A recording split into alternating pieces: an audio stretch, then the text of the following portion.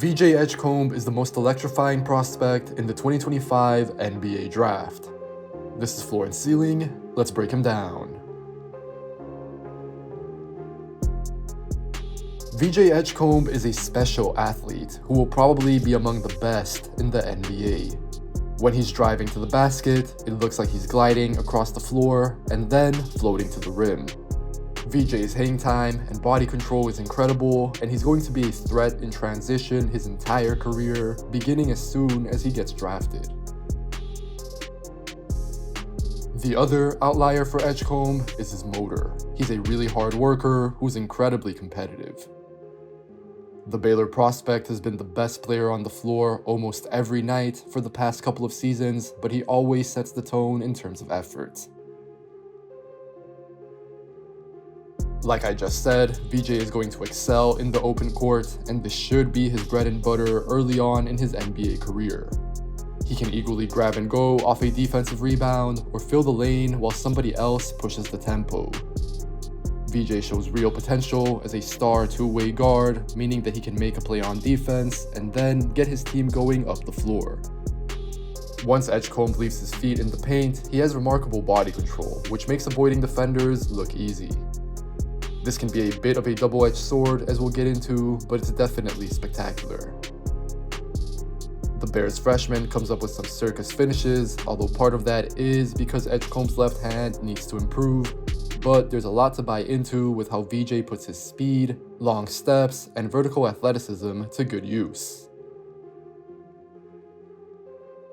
The Bahamas prospect pressurizes the paint anytime the defense is not set, but now he needs to be as dangerous versus a set defense in the half court. Edgecombe manipulates his body so easily and fluidly that sometimes he's too intent on avoiding defenders.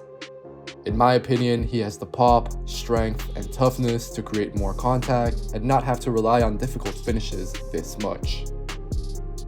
On a related note, Edgecombe's takeoff point on his layups can be a bit distant at times, probably again because he trusts his athleticism so much.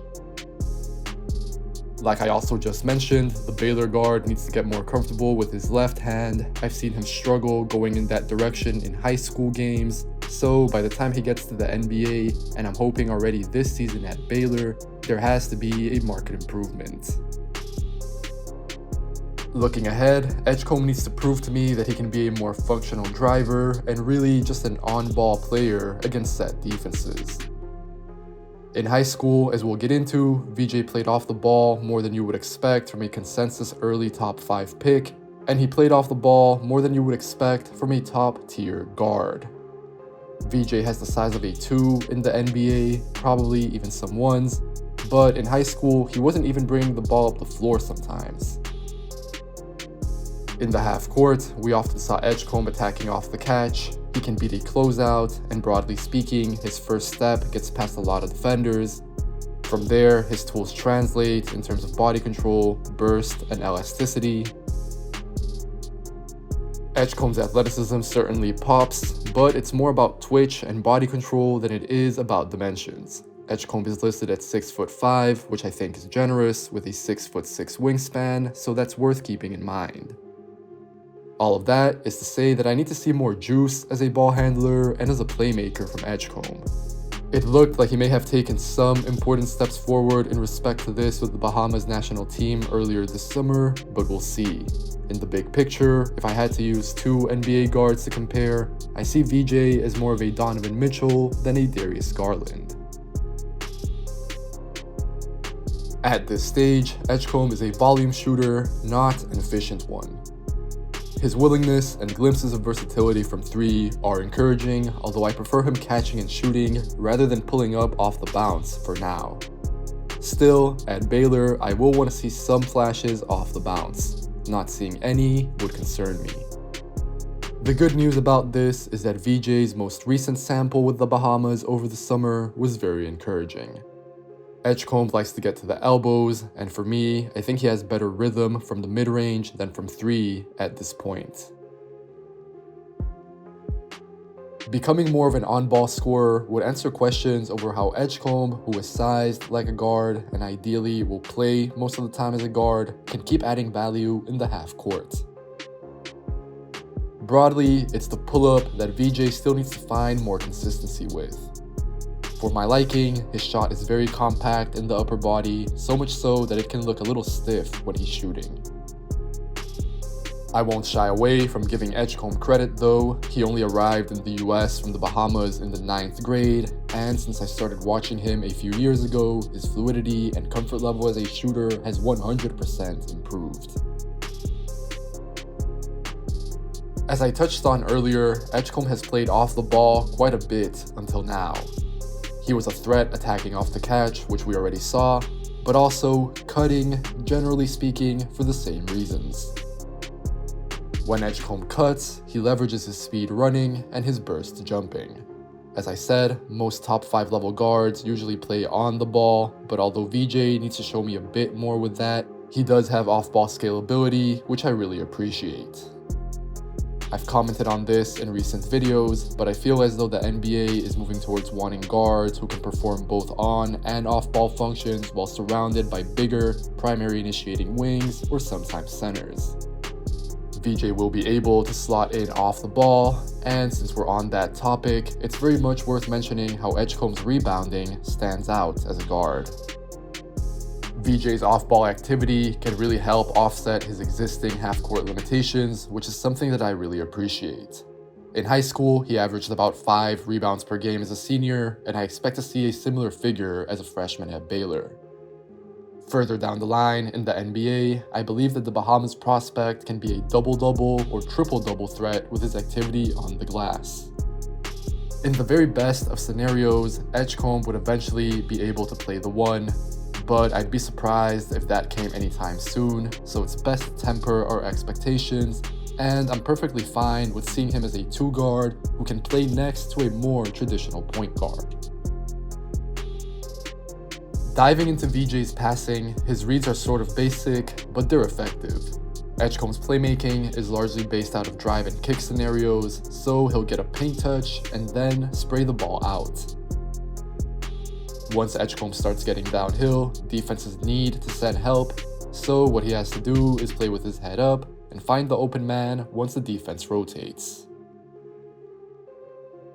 Going forward, I want to see more nuance and craft from VJ as a facilitator, as his handle and process can still be cleaner. Again, he did not even bring the ball up the court in high school sometimes, and I really believe that a bigger sample is needed in the pick and roll to gauge his NBA potential. Still, Edgecombe is a safe enough passer, and he's productive without heavy on-ball use. As a senior, he got 4 assists per game, so I expect him to average 3 or 4 a night at Baylor as well.